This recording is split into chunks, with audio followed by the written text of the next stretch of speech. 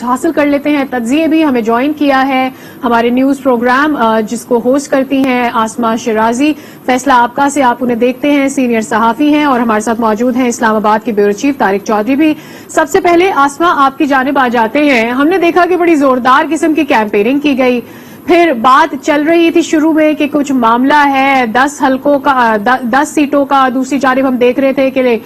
Situation تھوڑی سی strong نظر آ رہی ہے پنجاب سے نون کی, لیکن پھر یہ 10 کا حساب ختم ہو گیا ہے. اب تو بہت ہی نیک ٹو نیک بات کی جا رہی ہے. میرے خیال ہے کہ بالکل یہ ٹف کمپٹیشن ہے, مقابلہ ہے, کانٹیسٹ ہے دونوں پارٹیوں کے بیچ میں. بڑی خوب جو ہے وہ کیمپین بھی چلی ہے, مگر ابھی بھی جو ہمیں سرویز نظر آتے ہیں, جو بات کریں یہ 50-50 ابھی بھی نہیں ہے. اور اس کی وجہ یہ ہے کہ 10 جو سیٹیں تھیں, اور وہ بڑا ایک سمپل سی وہ لاجک ہے, وہ آزاد امیدواروں نے جیتی تھی, اور وہ بعد میں پی ٹی آئی کے اندر جو ہے وہ شامل ہوئے تھے. یہ جو 10 سیٹیں پاکستان تحریک انصاف کے پاس بعد میں آئی تھی اور یہ آزاد تھی, یہ الیکٹیبلز ہیں, یعنی یہ کسی بھی جماعت کے ساتھ کھڑے ہوتے ہیں تو یہ جیتے ہیں. یہ ان کی پکی سمجھا جاتا ہے کہ نشستیں ہیں جو کہ ان کی پرانے یہ سیاستدان کی ہیں اور گھرانے کی ہیں جن کی کہ یہ نشستیں ہیں. اور اب وہاں پہ وہ اب جو 10 ہیں وہ پی ایم ایل این کے کینڈیڈیٹس ہیں, ان کے ساتھ پیپلز پارٹی بھی شامل ہے, ان کی کوalition کے اندر ہے, اور خاص کر کے ساؤتھ کی جو سیٹیں ہیں اس پہ پاکستان پیپلز پارٹی کافی بڑا نمبر وہاں پہ ان کا ووٹرز کا ہے. اسی طرح جو پی ٹی آئی کہ یہ جو 10 لوگ ہیں یہ ان کی اپنی سیٹیں ہیں 10, اور یہ کہا جا سکتا ہے کہ یہ ان کا اپنا حلقہ انتخاب تھا 2018 کے الیکشنز میں, اور یہی وجہ ہے کہ یہ وہ کیمپین بنی ہے, وہ کانٹیسٹ تھا جس میں عمران خان صاحب جو ہیں وہ ہر حلقے میں گئے ہیں, ایک دن میں 2 جلسے کیے ہیں, بہت ٹینشن کے ساتھ انہوں نے کیا, اور وہاں پہ بھی انہوں نے الیکٹیبلز کو ہی ٹکٹس دی ہیں, یعنی ورکر سے زیادہ انہوں نے الیکٹیبلز کو وہاں پہ مد نظر رکھا ہے, چونکہ کانسٹیٹوئنسی پالیٹکس بہت زیادہ مضبوط ہوتی ہے. جو سب سے امپورٹنٹ بات ہے سعدیہ آج کے انتخاب کی جو صبح سے چل رہا ہے, ایک تو پرامن ہے, اکا دکا واقعات ہو رہے ہیں, نہیں ہونے چاہیے, لیکن اتنے بڑے الیکشن میں, اور پھر یہ ایک طرح سے زندگی موت کا معاملہ ہے اس وقت پی ایم ایل این اور پی ٹی آئی کے بیچ میں, تو ایسا ایکسپیکٹیشن ہے. بلکہ کچھ اطلاعات تو ایسی بھی ہیں کہ شاید جو شام بڑھتی چلی جائے گی, کچھ وائلنس جو ہے جو ہماری پاس اطلاعات ہیں اس میں خدا نہ کرے اس میں کچھ واقعات دیکھے جا سکتے ہیں, لیکن جو ہماری رپورٹس ہیں لا اینڈ آرڈر کی ایجنسیز کی اور باقی جو ادارے ہیں وہ پوری طرح سے تیار ہیں کہ کسی بھی صورتحال سے نمٹنے کے لیے ان کو کیا اقدامات کرنے ہیں, اور کافی الرٹ بھی ہیں ادارے کہ کسی قسم کا کوئی ناخوشگوار واقعہ جو ہے وہ پیش نہ آئے. ابھی آپ نے دیکھا کہ ایک جو واقعہ پیش آیا ہے شہباز گل صاحب کا, جس میں کہ ان کے ساتھ وہ بینہ ایف سی اہلکار ہیں, تردید آ گئی ہے پشاور ایف سی کی کہ کوئی ان کے اہلکار نہیں ہے, لیکن وردیاں ان کے ساتھ لوگوں نے پہن رکھی ہیں ایف سی کی. تو یہ ایک بہت ہی اہم اور سنگین معاملہ ہے, کیونکہ اگر کوئی ایسا معاملہ وہاں دیکھنے کو ملتا ہے تو بہت ساری انگلیاں اٹھیں گی, نہ صرف اداروں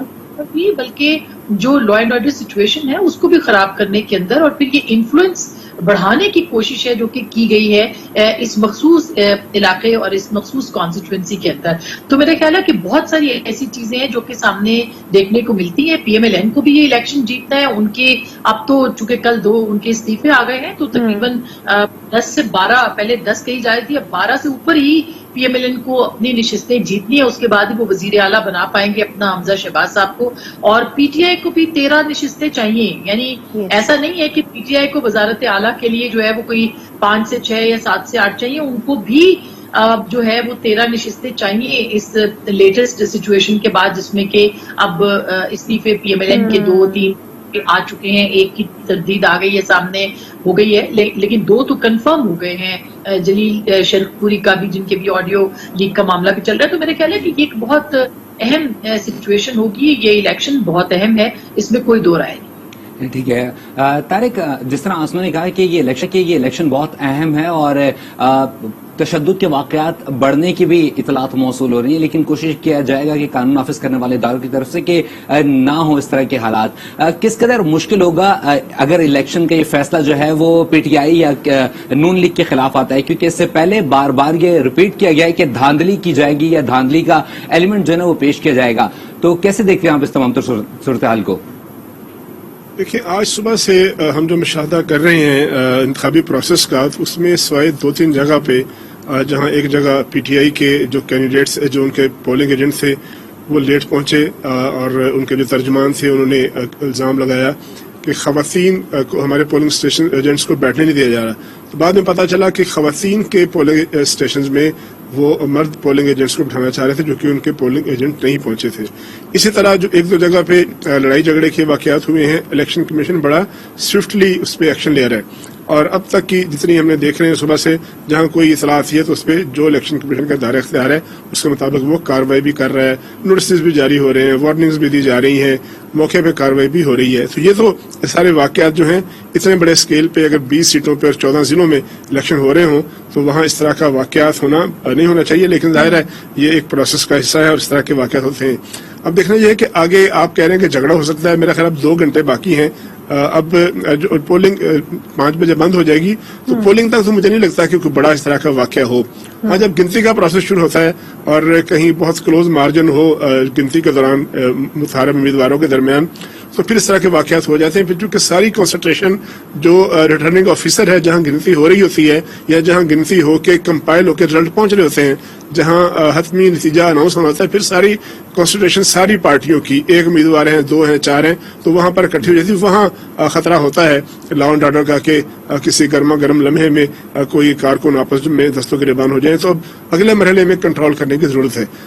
سوال آپ نے کیا کہ جب نتائج آئیں گے تو پھر کیا ہوگا.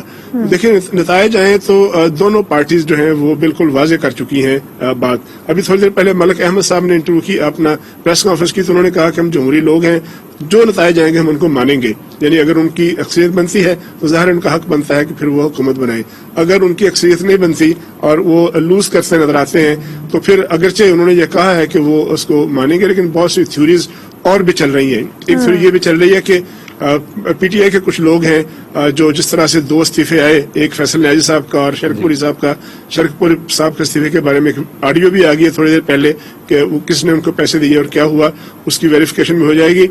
یہ بھی کہا جا رہا ہے کہ پی ٹی آئی کے کچھ 5-7 ایسے ایم پی ایز ہیں جو کہ موجودہ حکومت کے ساتھ ہیں, اور اگر وہ جو ہے کوئی ضرورت پڑی تو پھر وہ بھی استعفے دے سکتے ہیں, کوئی ضرورت پڑی تو وہ بھی استعفے دے سکتے ہیں. آسما ہمیشہ سے بات کرتی آئی ہے نظریات کے اوپر پی ٹی آئی, ابھی بھی ہم دیکھ رہے ہیں کہ بار بار لوٹوں کا ذکر کرتے ہیں عمران خان بھی کہ لوٹوں کی حکومت بن گئی ہے, لیکن پھر ساؤتھ کے اندر جو ان کی پاور ہے اس پر کیا کہیں گے, جو با اثر لوگ جن کو چنا گیا ہے, اور صرف ایک جانب سے نہیں, ہم نون لیگ کی جانب سے بھی دیکھ رہے ہیں کہ نظریاتی لوگ تو نظر نہیں آ رہے. جی بالکل, اور یہی وجہ ہے کہ نون لیگ کے اندر بھی اس وقت اختلافات موجود ہیں اس معاملے کے اوپر, اور یہی کہا جا رہا ہے کہ اگر الیکشنز کے اندر کوئی ان کی اوپر نیچے سیٹیں ہوتی ہیں تو اس میں بڑا ایک جو کوشش ہوگی یا بڑا ایک فیکٹر ہوگا وہ ناراض لوگوں کو ہوگا, جن کو کر کے ان لوگوں کو فیسیلیٹیٹ کیا گیا ہے جو کہ اس حکومت کو بنانے میں ان کے ساتھ ہیں. تو نظریات تو اب دیکھیے دونوں طرف سے, ہمیں تو نظریات کی پالیٹکس کوئی خاص نظر نہیں آتی. مطلب ووٹ کو عزت دو کا نعرہ بھی اب کہاں پہ ہے یہ بھی سب کو پتا ہے, اور دوسری طرف عمران خان صاحب جو پچھلے 4 سال ایک صفحے کی حکومت کا ڈنڈورا پیٹتے رہے, اب وہ کیا لب و لہجہ استعمال کر رہے ہیں وہ بھی سب کے سامنے. تو نظریات تو بہت پیچھے رہ گئے ہیں اور مفادات بہت آگے آ گئے ہیں, اور یہی وجہ ہے کہ اس کا سیاست کو نقصان ہوتا ہے اور سیاست کو نقصان ہو رہا ہے. جو دھڑے بازی ہے جو ہوتی ہے آپ کی کانسٹیٹوئنسی پالیٹکس, اس کی ڈائمینشنز بالکل مختلف ہوتے ہیں. سعدیہ, میں طارق چوہے صاحب بھی ہم کل یہی بات کر رہے تھے کہ تقریباً کوئی یہ 6واں الیکشن ہے, بائی الیکشنز کو نکال کے, یہ مطلب 2000 سے لے کے اب تک کی الیکشنز کی بات کر رہی ہوں, جو ہم جا کے کور بھی کر رہے ہیں اور دیکھ بھی رہے ہیں. تو جو کانسٹیٹوئنسی پالیٹکس ہوتی ہے اس کی بنیاد برادری کے اوپر ہوتی ہے, اس کے اوپر جو ہے وہ آپ کے بہت سارے عقیدے اور اس کے اندر جو ہے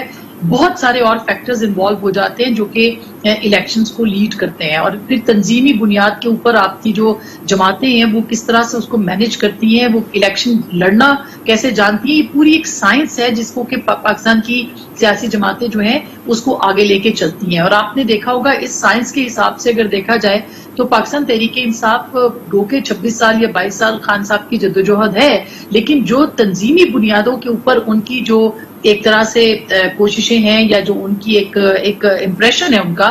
وہ اچھا نہیں ہے. اور آپ دیکھ لیں کہ ابھی اسی الیکشن سے پہلے شفقت محمود صاحب کو جو ہے وہ لانگ مارچ کے بعد جو کہ فیل ہوا, اس کے بعد ان کو نکال دیا گیا, اور اس کے بعد آپ دیکھیں یاسمین راشد صاحبہ آئی. اب یاسمین راشد صاحبہ بہت اچھی جو ہے وہ الیکشن لڑ سکتی ہیں, مگر وہ تنظیم کو کیسے آگے بڑھا سکتی ہیں، یہ ایک بہت بڑا سوال ہے. اور اگر ان کی جگہ شاید کوئی دوسرے لوگ ہوتے، فواد چودھری صاحب یا کوئی اور ہوتے، تو میرا خیال ہے کہ بہت بہتر طریقے سے وہ اپنی تنظیم کو یا آرگنائزیشن کو بہتر کر سکتے تھے. اس کے اوپر فوکس خان صاحب نے ابھی تک نہیں کیا کہ آپ نے گلی محلے کوچے یونین لیول اور یونین کونسل لیول کے اوپر جو ہے وہ کس طرح سے اپنی پارٹی کو مضبوط کرنا ہے. یہ فیکٹر جو ہے یہ اس الیکشن میں بہت کھل کے سامنے آ جائے گا، اور یہی وجہ ہے کہ یہ کہا بھی جا رہا ہے کہ یہ اگلے ضمنی انتخابات یہ جو ہیں یہ آئندہ انتخابات کا ٹریلر ثابت ہوں گے.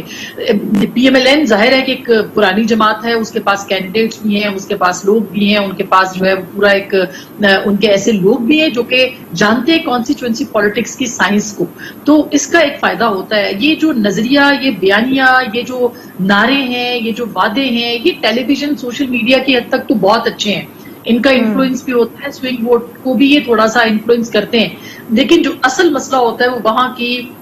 کانسٹیچوئنسی کے اندر کی جو پالیٹکس ہے وہ ہوتا ہے. مثلا آپ جھنگ کے 2 حلقوں کا انتخاب آپ دیکھ لیں. جھنگ کے دونوں حلقوں میں ایک طرف شیخ وقاص جو ہیں وہ پی ٹی آئی میں شامل ہوئے ہیں، تو دوسری طرف جو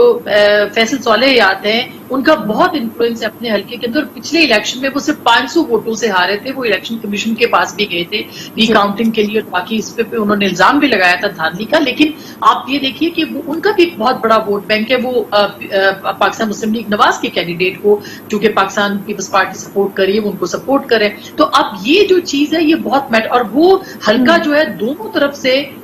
جو ہے وہ اپنا یہ ایک تو دوسرا حلقہ ہے اور ایک جو مخدوم فیصل صالحات والا ہے، یہ اس حلقوں کے اندر مرید کا ووٹ بہت زیادہ ہے. جو آپ کے پیری مریدی ہے اس کا فیکٹر بہت زیادہ ہے، اور یہ بہت انفلوئنس کرتا ہے. تو میرا خیال ہے کہ ہر ابھی اتنا آپ کے پاس بھی وقت نہیں ہوگا اگر ہر حلقے کے مطابق ہم آپ کو بتایا جائے کہ کس حلقے کے اندر کس کا انفلوئنس کتنا ہے، کتنا ووٹ بینک ہے، کتنے ووٹ سے جیتے، کتنے ووٹ سے ہارے، کتنے ووٹ اور کتنے اس وقت جو کوalition ہے اس کا ووٹ کتنا وہاں پہ میٹر کرتا ہے. اور پھر ٹی ایل پی تیسرا فیکٹر ہے، تیسری بڑی جماعت کے طور پر آ سکتا ہے. بے شک ووٹ کم وہ لے گی، کوئی جیتنے کی پوزیشن میں بھی ٹی ایل پی اس وقت نہیں ہے، لیکن وہ ووٹ توڑے گی ووٹ، اور وہ رائٹ ونگ کا توڑے گی. اور لائک اٹ اور not P M L N اور پی ٹی آئی دونوں رائٹ ونگ کی جماعتیں ہی مانی جاتی ہیں، کوئی لبرل جماعتیں تو ان کو نہیں کہہ سکتے. بالکل، بہت شکریہ اسما شرازی، آپ نے وقت دیا، اور جس طرح سے آپ کہہ رہی ہیں کہ وقت کی کمی بھی ہے، اسی وجہ سے آپ کو ہمیں کٹ بھی کرنا پڑا بیچ میں. اور ہمارے ساتھ موجود ہیں طارق چودھری بھی، جو کہ اپنا اب تک کا تجزیہ ہمارے ساتھ شیئر کر رہے تھے. طارق چودھری، آپ سے پھر بھی اس معاملے پر بات کریں گے. بات ہو رہی ہے ضمنی الیکشن جس کی خصوصی ٹرانسمیشن آج نیوز پر جاری ہے.